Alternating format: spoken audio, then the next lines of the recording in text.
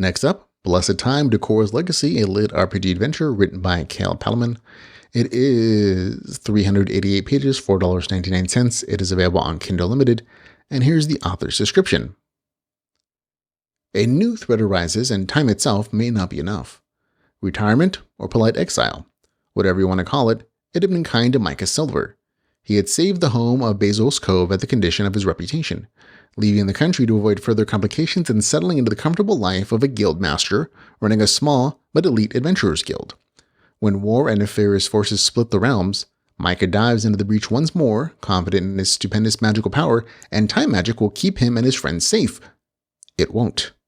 He fails, and a new enemy with a familiar face has followed him back into the past, wreaking havoc on the timeline. Now Micah's only chance comes in the form of a map, guiding him halfway around the world to the laboratory of the greatest wizard that ever lived. If he's going to have any chance in the coming confrontation, he will need to arm himself with the powerful artifact she left behind. But his enemy knows the location of her laboratory as well, turning his quest into a deadly race with consequences for all life and peril. There you go. Actually, a very nice description, and almost a culmination of the entire story. If the story were just that, if it stuck to that major plot line, I think I would have enjoyed the story more than I did. Unfortunately, it doesn't. The third book in the series really kind of sets. It's one of those things. Any kind of time aspect, any kind of time jumping or time travel or regressor aspects to a story are really hard to keep going long term. I think the book did it best in book one, where it was fresh and it's new, and the main character can just keep dying again and again and again to learn his lessons, to become more powerful, or to overcome the challenges that he faces as he learns about them in previous reincarnations, previous regressions. And that no longer exists at all here. Well, it regressed outside of the first time.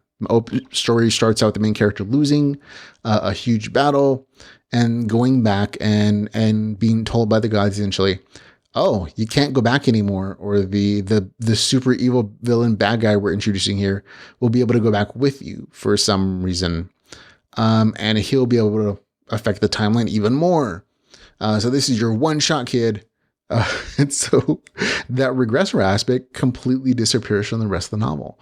And it's a choice. I'm not disregarding the author's choice to do that, to kind of cut back on the main character's advantages.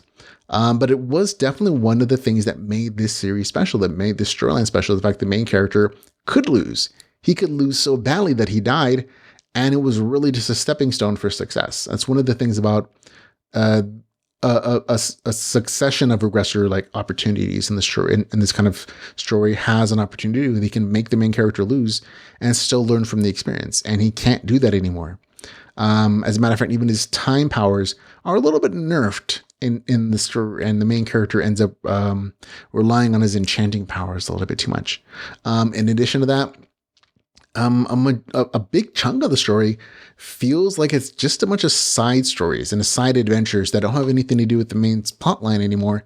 And it feels like filler to a degree. And it's not like it's bad filler.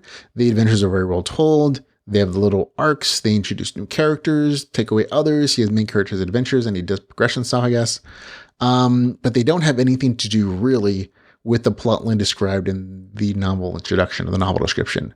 And by the time the main character comes back to it, it's like, oh, you really could have skipped this whole middle section and not have lost any. If you just went from I'd say about 15% to 85 maybe, you probably wouldn't know exactly who everybody is anymore, but it'd be like, oh yeah, you're at that place that you talked about in the novel description, that tower thing. Let's continue on with that. And they do. And it continues on. That's perfectly okay.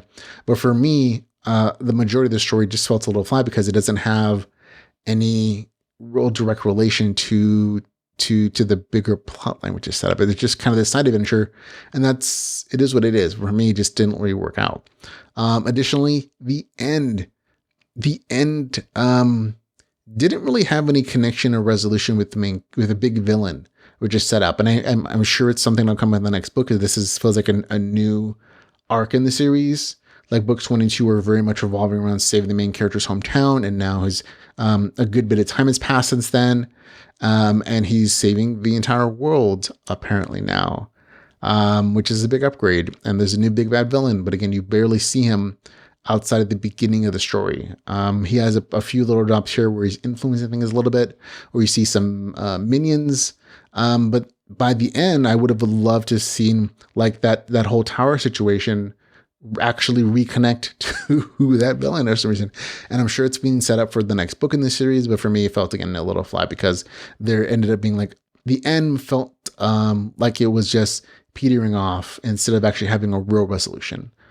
So for me, so overall, unfortunately, the story wasn't satisfying for me. It didn't work for me after all. I'm sure there are other readers who really enjoyed the book and enjoyed these new aspects to it. I just wasn't among them, unfortunately. And while I liked the fighting and it was regular and well written, it wasn't enough to keep me interested in the novel for the most part. So for me, it gets a score of 6 out of 10. And again, that's not a negative score necessarily. It just didn't work for me. But you might like it for the reasons I've stated. So there you go. That's going to be Blessed Time, Dakkora's Legacy, with a score of 6 out of 10.